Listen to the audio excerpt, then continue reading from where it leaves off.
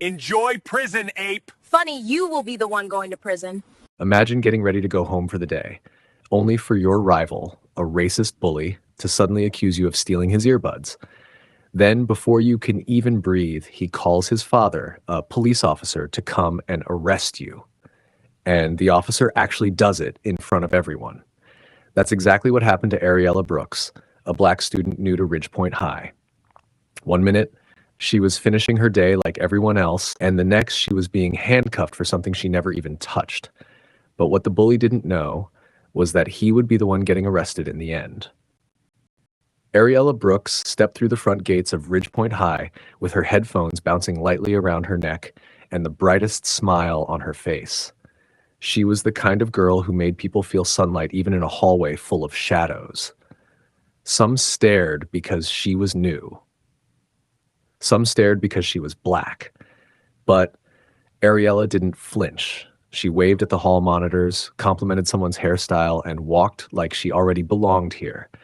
Some students noticed her confidence immediately. Others whispered ugly things under their breath, and even one teacher looked her up and down like she had already caused trouble just by standing there. Ariella didn't let any of it break her mood. Her laugh carried from one hallway to another, and somehow, by lunchtime on her very first day, she already had 3 girls asking to sit with her and 2 boys asking how she liked the school so far. By the end of the week, Ariella joined the debate club, volunteered at the student garden, and helped a freshman find his English class. Her lively energy made people gravitate toward her, and soon students began joking that she should run the school herself. The idea became serious fast. Posters appeared with her name, friends printed flyers, and suddenly Ariella was running for student body president. That's when the mood shifted. Because the school's most popular boy, Brandon Vale, was running for president too. Brandon had ruled the student council for 2 years, not with kindness, but fear. He was the type who smiled at teachers, shook hands with parents, and then whispered cruel names in the hall when nobody was looking. With Ariella rising so fast, his confident smirk faded. He cornered her behind the auditorium one afternoon, voice low and threatening. "Drop out," he said, eyes sharp like broken glass. "You don't belong in this race. People like you never win here. Save yourself the embarrassment." Ariella didn't blink. "I'm not dropping anything," she replied calmly. "If I'm running to win." Brandon leaned closer, whispering so only she could hear. "Then expect consequences." From that moment, the bullying began. Quiet threats, racist comments disguised as jokes, rumors spreading like wildfire. Ariella held her head high through all of it, refusing to back down. But when his intimidation failed, Brandon's expression shifted into something darker, calculating. The cafeteria buzzed with the usual lunchtime noise, trays clattering and voices overlapping like distant music. Ariella sat alone at a corner table near the windows, enjoying a quiet moment with her sandwich. She had spent the morning handing out campaign flyers, laughing with classmates, and answering questions about why she wanted to be president. Her energy was warm, her posture relaxed. Nothing about her suggested she had enemies. Then Brandon walked in. His Letterman jacket hung casually over one shoulder, earbuds wrapped carefully in his hand. His friends watched from across the room as he deliberately chose a seat at the table directly beside Ariella. He dropped the earbuds on the table with a dramatic flick of his wrist, close enough that they almost touched her lunch tray. "Don't even try to touch those," Brandon announced loudly, eyes fixed on Ariella. "I know what you're thinking. People like you love taking things that don't belong to you." Heads turned instantly. 2 tables went silent. A few students exchanged glances, trying to understand what was happening. Ariella didn't react at all. She continued eating, refusing to feed the performance. Her silence made the scene feel even heavier, as if her calm exposed how ridiculous his accusation was. Brandon sat there only long enough for the attention to spread. He made a show of tightening the volume setting on his phone, then smirked at her. Then he stood up and walked out of the cafeteria, laughing with 2 seniors near the door. The earbuds remained on the table beside Ariella's tray, untouched. Ariella finished eating peacefully. He threw away her trash and left the cafeteria with her head high. She never looked at the earbuds once. Minutes passed. The room emptied for the end of lunch. The janitor wiped tables and stacked trays. The doors swung open again. Brandon returned alone, scanning the room quickly. He walked straight to the table, grabbed his earbuds, and slipped them into his pocket. No hesitation, no confusion. He knew exactly where he left them. Later in the library, sunlight spilled across the study tables in warm stripes. Ariella sat near a shelf of poetry books, completely immersed in reading notes for her campaign speech. She smiled to herself, unaware she was being watched. At the far corner, Brandon lurked behind a row of computers, eyes locked on her backpack. When Ariella stood to use the restroom, leaving her bag resting beside her chair, Brandon moved. In seconds, he crossed the floor, unzipped her backpack, and slid the earbuds inside. Then he zipped it back, walked away calmly, and disappeared through the shelves like nothing had happened. The trap was set. When the bell rang for the end of the library period, students gathered their things quietly. Ariella closed her notebook, stretched her arms, and prepared to head to her next class. She had no idea the next few minutes would change everything. Across the room, Brandon raised his voice dramatically. "Has anyone seen my earbuds? They're gone!" he shouted, flipping through pages and patting his pockets. His tone was full of fake panic. Two students looked up, startled. The librarian frowned, confused. Brandon hurried out of the library in a rush, muttering loud enough for everyone to hear. "They were right beside me earlier." His performance was sharp and theatrical, meant for an audience. He stormed into the cafeteria next, approaching the cleaner, wiping tables. "Did you see any earbuds here earlier?" he demanded. The cleaner shook his head. "No, young man, I didn't see anything like that." Brandon threw his hands up dramatically. "Unbelievable," he muttered, loud enough for the room to hear. Then he turned and marched back to the library with exaggerated steps. This time he walked straight to Ariella. She blinked in surprise as he pointed directly at her. "I knew it! You stole my earbuds." Ariella stared at him, stunned. "What?" "I didn't take anything," she replied, steady but confused. "Of course you'll say that," Brandon snapped. "People like you always steal. It's basically in your blood. Don't try acting innocent." Gasps rippled through the desks. A girl near the return cart covered her mouth. Racist insults hung in the air like smoke.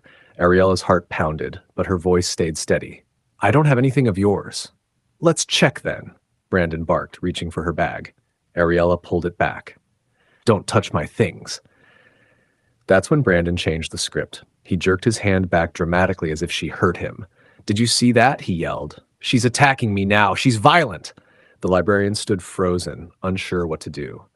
Not wasting a second, Brandon pulled out his phone and dialed. "Dad," he said loudly, voice trembling with fake fear. "The girl I told you about, she stole my earbuds and now she's attacking me. You need to come now." A silence fell across the library. Then Brandon looked straight into Ariella's eyes with a cold smile. Minutes later, heavy footsteps echoed through the hallway.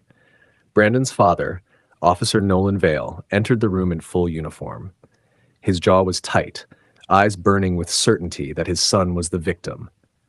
"If you're not a thief," the officer said harshly, stepping toward Ariella, "then you won't mind if I search your bag right here." Ariella knew her rights, but she also knew she was innocent.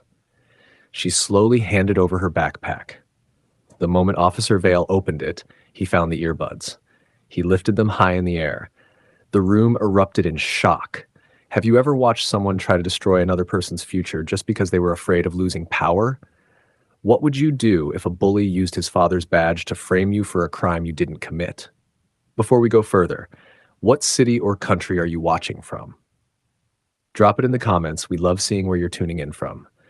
If you believe that truth is louder than lies, smash that like button and subscribe to Story Arc for more stories that put bullies in their place. The entire library froze. Students stared at the earbuds hanging from Officer Vale's hand, shocked into silence. Even those who secretly doubted Brandon couldn't understand how the earbuds ended up inside Ariella's backpack. Whispers broke out like sparks. How did she? She didn't even touch them. That's impossible. Brandon stepped forward, voice loud and triumphant. "You see, people like her never change. Thieves pretending to be leaders. I warned you all." Officer Vale grabbed Ariella's wrist roughly, pulling out handcuffs. Ariella's heart thundered, but she stood straight. "I didn't steal anything," she said firmly. "Save it," The officer snapped. "You're under arrest for theft and assault." He reached for her other wrist to lock the cuffs. That's when a sharp voice cut through the tension like a blade. "Take your hands off my daughter!" Every head in the room turned.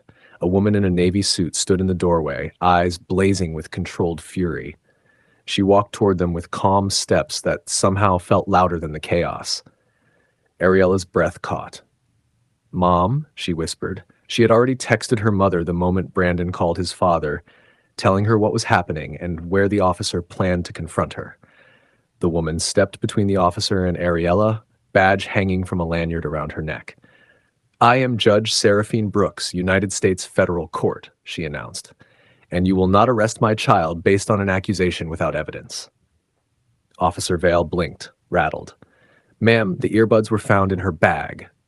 And I presume," Judge Brooks interrupted, "you have reviewed the security footage showing her taking them?"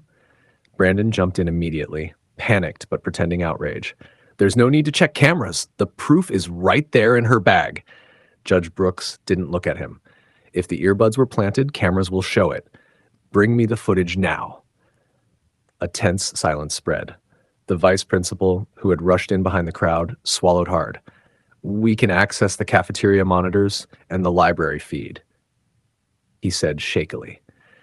Minutes later, everyone gathered around the office monitor. The cafeteria playback began. There it was.